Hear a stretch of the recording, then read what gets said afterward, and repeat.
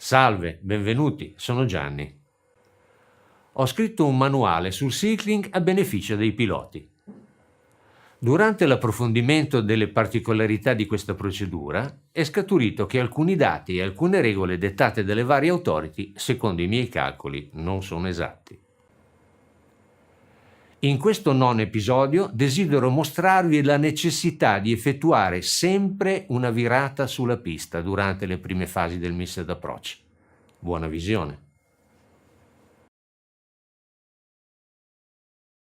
In caso si renda necessario effettuare una riattaccata, in inglese missed approach, l'ICAO e l'FIA usano la stessa regola: salire iniziando una virata verso la pista, oltrepassare la MDA, nel caso fossimo più bassi, e continuare la virata fino ad intercettare la traiettoria di missed approach, codificata per la procedura strumentale seguita in avvicinamento all'aeroporto. In altre documentazioni vengono proposte immagini chiarificatrici, ma alcune risultano fuorvianti. Le due che vi propongo suggeriscono di virare direttamente verso la traiettoria del missed approach. Ho effettuato un'approfondita analisi con un nutrito numero di casi.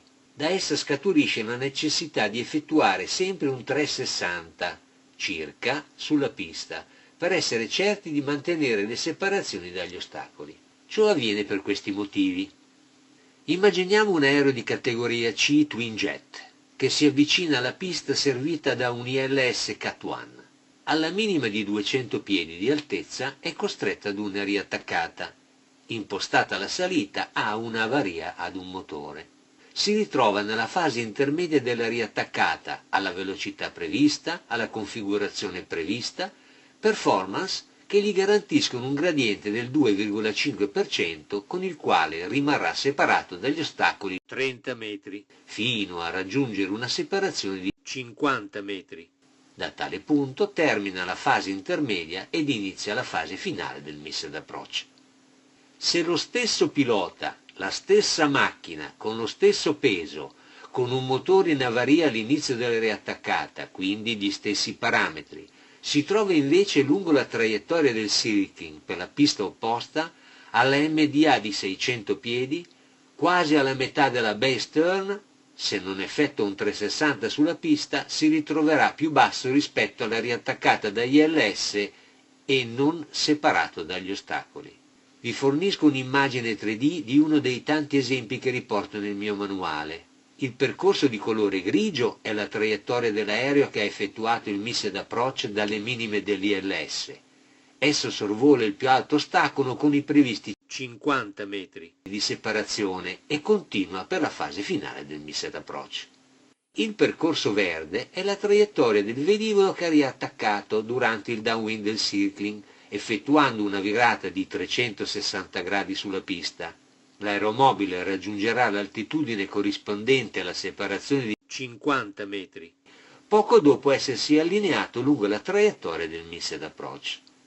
Infine, la traiettoria di colore rosso evidenzia l'impossibilità di rispettare la separazione dall'ostacolo, nel caso l'aereo abbia virato direttamente lungo la traiettoria del missed approach, partendo dal sottovento, come suggerito dall'immagine proposta prima. Dovete considerare che la costruzione del missed approach da parte dell'ufficio preposto inizia a 1165 metri dalla testata pista strumentale, partendo da 200 piedi di altezza, mentre il velivolo in sottovento circling si trova, anche se più alto di 400 piedi, a qualche migliaio di metri rispetto al missed approach point ILS, un ben diverso punto nello spazio. Tenendo presente che la minima MDH FIA è di 450 piedi invece dei 600 piedi indicati da ICAO, lungo la traiettoria rossa il velivolo sarà ulteriormente più basso di 45,72 metri. Ritengo necessario uno specifico e rapido chiarimento in tal senso da parte delle authority.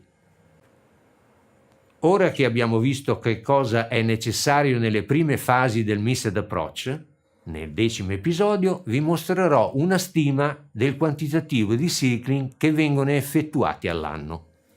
Se attenderete, partirà automaticamente.